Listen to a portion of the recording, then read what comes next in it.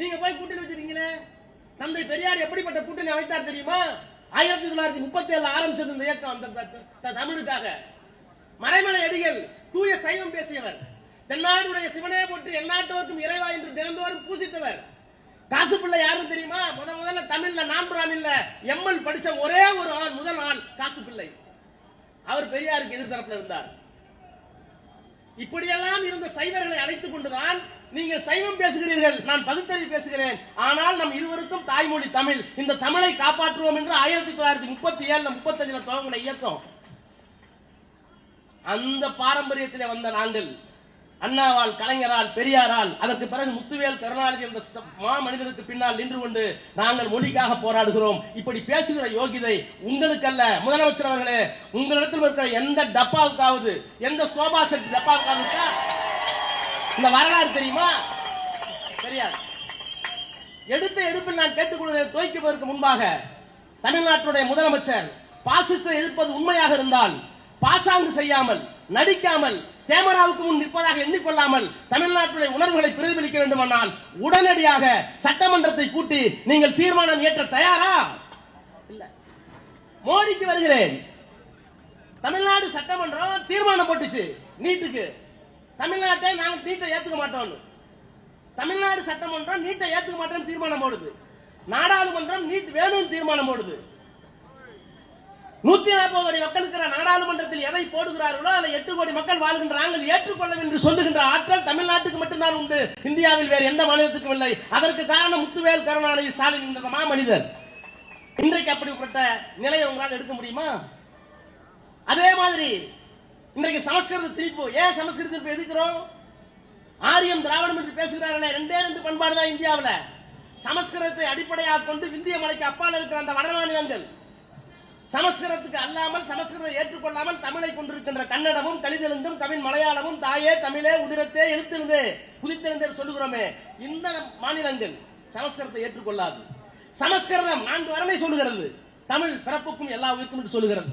சமஸ்கிருதம் பெண்ணை படிக்காது என்று சொல்லுகிறது. தமிழ் அந்த காலத்திலேயே சாதி இரண்டொழிய வேலும் இல்லை, பெண்கள் படிக்க வேண்டும் என்று சொன்ன மொழி.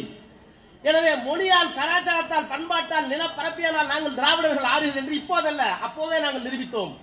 இன்றைக்கும் அது தொடர்கிறது. நான் மோடி அவர்களுக்கு சொல்கிறேன், திராவிட முன்னேற்ற கழகம் ஆட்சி பொறுப்பில் இல்லை என்று DK சிவகுமாரை போல நீங்களும் கொக்கரித்தால் எங்களுடைய தலைவருடைய அனுமதியை பெற்று விரைவில் மாணவர்களையும் இளைஞர்களையும் தமிழ்நாட்டுடைய சிறையை ஒட்டுமொத்தமாக நிரப்ப முடியும் என்பதை தெரிவிக்கிறேன்.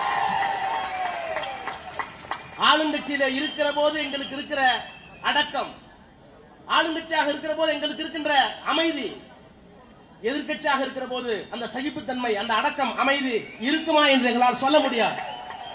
தலைவர் எங்களை கட்டுப்படுத்தலாம், ஆனால் இந்த வயதில் கூட தியாகம் செய்வதற்கு முன்வரை வென்றால் என்றைக்கு இந்த இனத்தை மொழியும் காப்பாற்றுவதற்கு இந்த உணர்வு இந்த இருக்கிறது.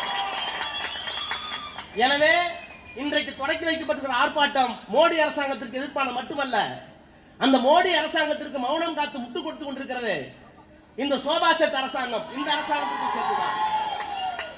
முதலமைச்சருக்கு தைரியம் இருந்தால், முதலமைச்சருக்கு உள்ளபடியே மொழியின் மீதும், இனத்தின் மீதும், தமிழ்நாட்டின் மீதும் அக்கறை இருந்தால், எப்ப பார்த்தாலும் பழைய ஆட்சியை குறை சொல்லிதானே ஆட்சிக்கு வந்த பிற்பாடு நீ என்ன கிழிக்க போறன்னு சொல்லு. ஒரு அரசியல் கட்சி ஆட்சி மாற்றத்துக்கு வருகிற போது தேர்தல் நேரத்தில் குறை சொல்லுவாங்க. உண்மையா போய் அப்புறம் இந்திரா காந்தி சத்தம் ஒண்ணு எங்களுக்கு ஓட்டு போடல, ராஜீவ்காந்தி சத்தம் ஓட்டு போடல, எம்ஜிஆர் ஆஸ்பத்திரி ஓட்டு போடல, அதெல்லாம் உணர்ச்சி வசப்பட்டு போட்டாங்க. ஆனா அதுக்காக திரும்பவும் இந்திரா காந்தி சாப்பிடுவீங்களா? திரும்பவும் எம்ஜிஆர் ஆஸ்பத்திரி அனுப்பணுமா? லூசுங்களா நீங்களா? குறை உண்மையா போயான்னு சட்டமன்றத்தில் சொல்லு. ஆனா வந்ததுக்கு பிறகு பாசிசத்தை எடுத்து என்ன செய்ய போகிறாய்? உங்க கொள்கை தலைவருக்கு தந்தை பெரியார், காமராஜர், வேலு நாச்சியார் நீங்க எல்லாம் வச்சிருக்கீங்களே, நான் சொல்லட்டுமா? எனக்கு சந்தேகம் இருக்கு. சாதியை ஒழிக்க அல்ல, தமிழை வளர்க்க அல்ல, இந்த தலைவர்கள் எல்லாம் சாதிக்குள் அடக்க வேண்டும் என்பதற்காக, அந்த சாதி ஓட்டுகளை பெறலாம் என்பதற்காக இந்த சூழல் பண்ணிட்டு இருக்கீங்க. நீங்க கேட்க மாட்டாங்களா? எனவேதான் சொல்லுகிறேன், இந்த மண் திராவிட மண், தமிழ் மண், பெரியாரும் அண்ணாவும் கலைஞரும் பண்படுத்திய இந்த மண்ணில் இன்றைக்கு கல்லூரியிலே படித்துக் கொண்டிருக்கின்ற, கல்லூரியை விட்டு சற்றே வெளிவந்திருக்கின்ற அன்பிற்குரிய மாணவ கண்மணிகளே, இளைஞர்களே, நம்முடைய தலைவர் வழியில் நிற்போம்.